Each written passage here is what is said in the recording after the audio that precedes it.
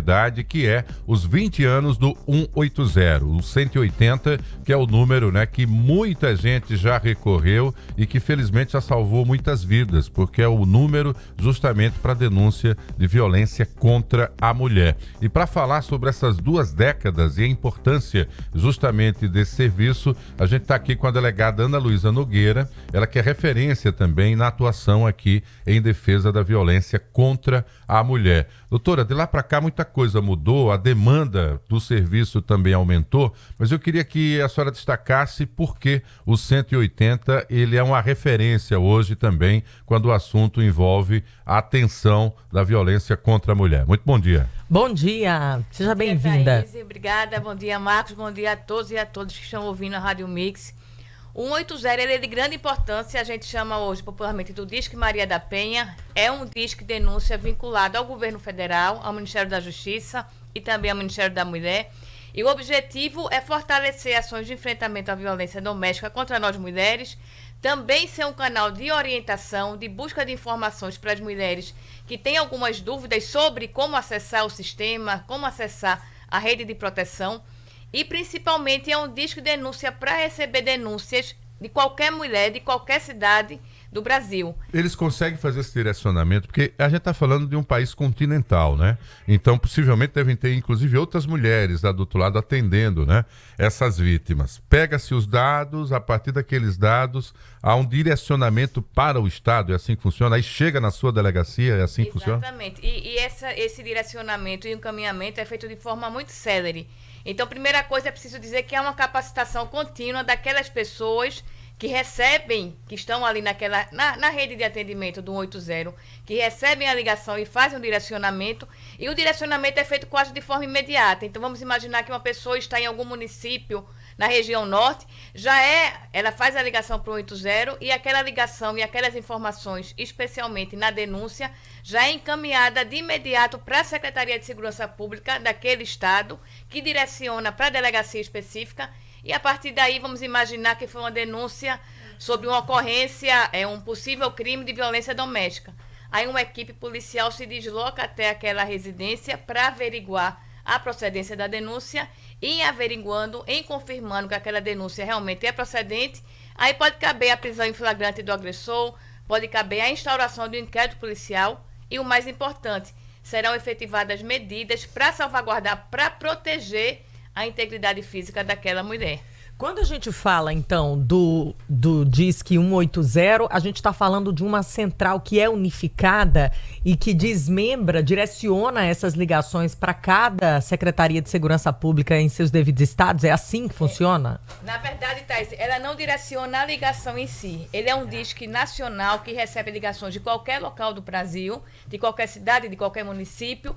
E essa ligação é recebida e recepcionada pelos servidores que atuam na rede de atendimento do 180.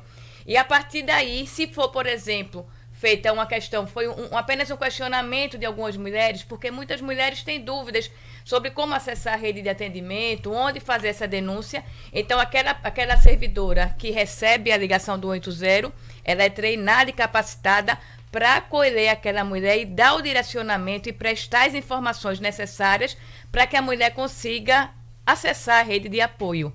E se aquela mulher tiver feito uma denúncia com relação à violência doméstica, então essa denúncia ela é reduzida a escrito e é encaminhada de imediato ao Estado. E a partir daí a equipe de cada estado, a equipe policial, é que vai se deslocar ao local com todas as medidas, as cautelas necessárias para averiguar aquela denúncia. Hoje esse serviço ele já nasceu, né, e se mantém totalmente gratuito e garantindo o anonimato. Por que eu estou falando anonimato? Porque a gente está partindo da ideia da mulher vítima que ela própria pede ajuda para si. Mas a gente sabe também que há um estímulo hoje para que a gente, se perceber uma violência, por exemplo, ocorrendo do lado, na casa do vizinho, também se acione. Então, nesse caso, tem ligação anônima? Pode ter ligação anônima. Inclusive, o sigilo é garantido, não é passada nenhuma informação acerca da pessoa que fez aquela denúncia. E você colocou um aspecto muito importante, Marcos, que eu quero até aproveitar e fazer um parêntese aqui, da necessidade de toda a sociedade participar do enfrentamento à violência. Uhum. Então, aquele dito popular que durante anos prevaleceu de que em briga de marido e mulher não tem razão de ser. A polícia tem metido a colher com muito rigor inclusive aqui no estado de Alagoas, porém a sociedade também precisa participar. Então vamos imaginar um vizinho que todos os dias ouve uma mulher que mora ali numa residência próxima a ele sofrendo violência. Ele tem uma obrigação moral e às vezes até legal, por exemplo, síndicos de edifícios, para fazer essa ligação. Então ele pode fazer para o 180 e também há alguns outros discos de denúncias importantes, inclusive aqui no estado de Alagoas, que ele também pode fazer esse direcionamento. Quais são os principais avanços operacionais que o Disque 180 obteve nesses quase 20 anos já, né, de história, de criação? Como é que a gente pode mencionar que avanços são esses e como, de fato, o que chega pelo 180 é tratado pelas delegacias, pela sua delegacia e as delegacias especializadas da mulher pelo Brasil? Os avanços são muito significativos. Primeiro, vamos, de forma muito concreta, aqui em Alagoas nós tivemos, por exemplo, um aumento de 38% nos requerimentos de medidas protetivas de urgência. Isso se deve a uma divulgação massiva também de redes de apoio, de redes de atendimento, e esse incremento também se deve, sobremaneira, às mulheres que fazem essa ligação através de 180 e de outros canais de denúncia e que são recepcionadas e essas ligações são repassadas para as delegacias responsáveis. Então, são avanços muito importantes e que representam hoje realmente essa maior procura das mulheres às unidades policiais e também, como coloquei no início, esse 180, ele presta informações, ele dá informações para as mulheres conhecerem as redes de apoio. Então, a partir disso, a mulher fica conhecedora dos seus direitos e pode se deslocar a uma unidade policial para registrar o boletim de ocorrência. Bom, quando surgiu há 20 anos atrás, a gente estava com números considerados tímidos, mais altos para a época e que revelavam que a violência estava, inclusive, levando ao extermínio, né, dessas mulheres em situação aí de vulnerabilidade dentro das suas próprias casas. E aí foi surgindo outras demandas. A principal delas, o acolhimento até mesmo nas delegacias. Eu estava na inauguração daquela base do Benedito Bentes, que veio o ministro, né, da Justiça, e um dos orgulhos de vocês mulheres era exatamente poder contar com a Sala Lilás na própria delegacia. Então, paralelo à evolução do serviço, o acolhimento, ele também se alterou, né? Com toda certeza. Toda a visão, a compreensão que se tem da rede de apoio, que é tão necessária no enfrentamento à violência doméstica, ela foi totalmente modificada, ela foi aprimorada nos estados. Aqui em Alagoas, por exemplo, nós tivemos pela primeira vez uma delegacia especializada de atendimento à mulher com funcionamento 24 horas. Isso é uma mudança de paradigma, porque nós que lidamos com esse tipo de ocorrência todos os dias, sabemos, por exemplo, que os horários em que há um aumento, um pico de violência doméstica é exatamente à noite e nos finais de semana. É quando o homem chega, às vezes, com a desculpa da bebida e bate e agride aquela companheira. E nesse horário é preciso que haja uma delegacia aberta, uma delegacia da mulher, com policiais treinadas, capacitadas, para acolherem aquela mulher sem todos aqueles estereótipos de gênero e para fazer o encaminhamento devido. Então, essa rede de apoio, ela precisa funcionar e aqui ela tem funcionado e isso repercute nos indicadores, nos aumentos de requerimentos de medidas protetivas de urgência e principalmente no aumento de prisão de agressores. Delegada, existe ainda um desafio grande para que as mulheres identifiquem o que é violência psicológica, o que é violência moral, o que é violência patrimonial.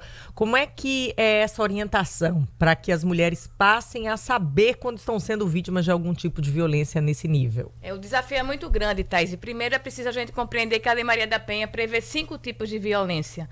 A violência não é só aquela física que deixa uma marca no corpo. Então ela pode ser psicológica, ela pode ser moral, ela pode ser sexual e até patrimonial. Então muitas mulheres não têm a compreensão de que estão sofrendo aquela violência. Eu gosto muito de dar um exemplo que aconteceu na delegacia. Eu me recordo, chegou uma mulher acompanhada do companheiro e quando a gente foi efetuar a prisão, ela dizia: delegada, não prenda porque eu amo. E aí é preciso fazer um parêntese. Também existe amor nos relacionamentos abusivos. Por isso que a gente não pode julgar aquela mulher que permanece naquele relacionamento, às vezes por uma dependência emocional muito forte. E aí eu questionei a ela o que é que ele havia feito. E ela disse: delegada, ele não fez nada, ele só me jogou na parede. Então, veja, na compreensão daquela mulher, ela acha que aquilo ali é algo normal, que aquilo não aceitável. É violência. é aceitável. Então, por isso que é tão importante campanhas de conscientização, vocês da imprensa fazerem isso de forma reiterada, para que as mulheres compreendam que aquilo ali também corresponde a uma violência, que a violência não precisa deixar uma marca e que é preciso haver a denúncia. Eu queria destacar aqui que a delegada Ana Luísa Nogueira, que é referência também nesse trabalho, organiza operações, e a mais recente delas, para o cumprimento de mandados contra homens agressores. E aí entra o lado da curiosidade masculina. Como é para esse homem que às vezes é muito eivado aí do machismo diário, né, da nossa sociedade, que bate na mulher, que é tão corajoso, né, canta de galo, são expressões antigas, e aí de repente chegam mulheres para prendê-lo? Como é que não tem reação? Eu nunca vi vocês precisarem dar tiro, eles ficam tão calminhos. Fala aí como é que os brabos ficam quando estão lá, vocês batendo na porta para levá-los presos. Essa parte operacional é uma parte que me interessa muito. Eu particularmente gosto realmente de colocar um coturno, um fuzil e ir à rua coordenar operações. E é até interessante que nas abordagens policiais, eles praticamente não falam nada. A grande maioria silencia. Já sabe o que é. Já sabe, silencia. E os que falam jogam a responsabilidade nas companheiras, nas mulheres, nas vítimas. Então, é muito difícil haver uma reação de um agressor, digamos assim, em momentos de abordagens policiais.